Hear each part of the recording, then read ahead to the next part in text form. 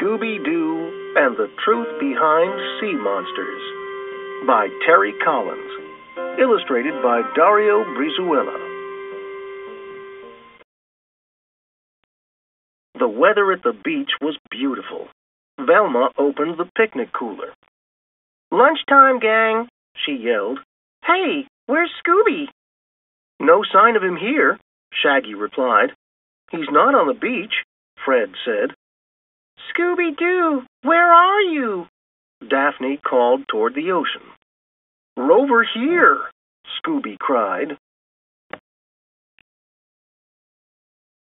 "Like you totally crushed my castle, Scoob," said Shaggy. Scooby pointed toward the water. "Re-ronster," he yelled. "A sea monster? I've been reading about them." "So what is a sea monster?" "Any monster that lives in or near an ocean, lake, river, or swamp." Were sea monsters around a long time ago?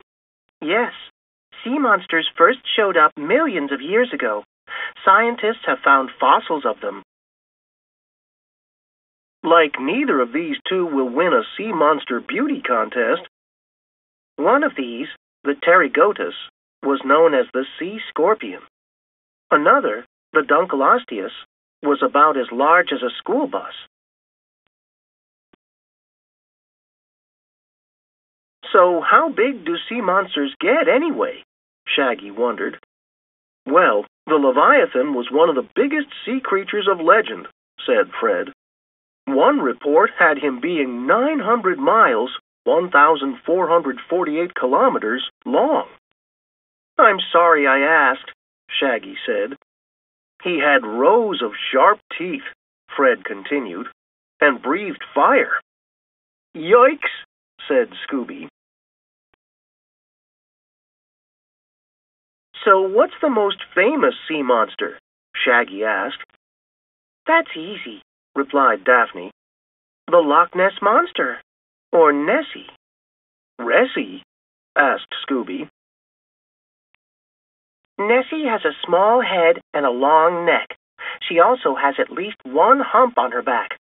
Tourists from all around the world travel to Loch Ness in Scotland to try and see her. But Nessie has never been caught. Some people think she's a myth." "So have sea monsters ever attacked people?" Shaggy asked. "Some of them, yes," Velma replied. "The mythical Kraken was probably based on the real giant squid that still live today. The Kraken lived off the coasts of Norway and Greenland. It grew up to 50 feet, 15 meters long." "Big re-ronster," Scooby said. "Very big," said Fred. "With 8 long arms, it was said to easily grab ships and pull them underwater." "Yikes!" "What are some other well-known sea monsters?" "There's Ogopogo. It lives in Lake Okanagan in Canada. Ogopogo can swim as fast as 40 miles, 64 kilometers per hour. "Oh, and in Greek mythology, the Hydra is a giant reptile that lived in the lake of Lerna. It had 9 heads and spit venom." 9 heads? I guess it was also the smartest sea monster. "Hey, is the Mokele Mbembe a sea monster?" "Yes," said Velma. "It lives in and around the Congo River in Africa." "No one has ever gotten a picture or any proof of the monster," Fred added, "but experts think it could be a long-lost dinosaur." "It's said to have the body of an elephant and a long, flexible neck and tail," said Velma. "Jellyfish? Like, are giant jellyfishes sea monsters?"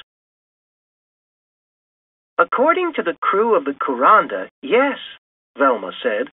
"In 1973, a giant jellyfish got stuck to the front of their ship." "How big was it?" Shaggy wondered. "It weighed about 20 tons. 18 metric tons, said Velma, as she showed the gang the screen. The tentacles were more than 200 feet, 61 meters long. What should I do if I see a sea monster? Shaggy asked. If you can, take pictures or video of what you see, Daphne replied. Yes, said Fred, and try to get a good shot. The pictures people have taken of the Loch Ness monster are blurry and dark. I guess sea monsters don't like having their pictures taken, eh, Scoob? Hee. Rook! Re-ronster! Wait, guys. Scooby's monster is only a floating buoy. It must have broken loose and got caught in the tide. Now that this mystery is solved, who's ready to eat? We've got fresh shrimp, oysters, and shellfish. I'm taking a break from seafood. You never know when it might try to bite back.